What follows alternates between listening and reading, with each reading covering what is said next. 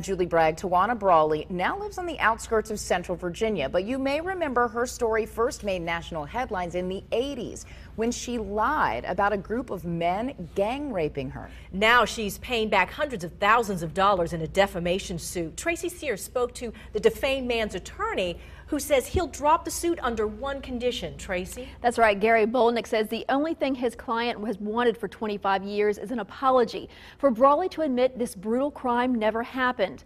While that apology never came, a check for $3,000 recently did. A Surrey County judge ruled that the wages be garnished from Brawley's paycheck until she's paid the man she accused of raping her $431,000. My name is Tawana Brawley.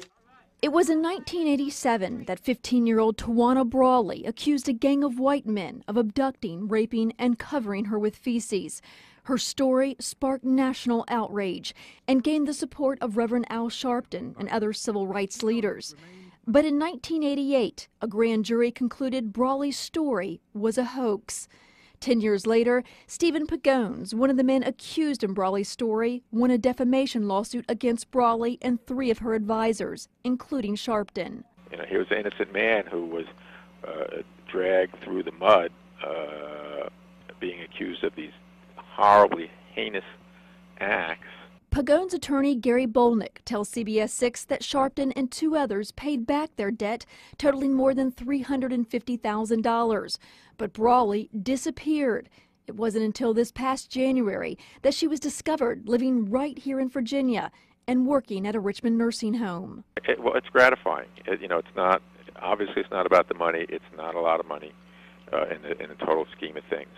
But it's very gratifying that she finally paid something, and hopefully we will get a lot more of it paid. We tried reaching Brawley, who now goes by the name Gutierrez, but the people inside did not come to the door. 2 others who later came to the home also refused to speak to us. While Pagones' attorney says Brawley will likely be paying off her debt for the rest of her life, he says a simple apology would erase it all. Now, Brawley can appeal the judge's decision every 6 months if she chooses to do so.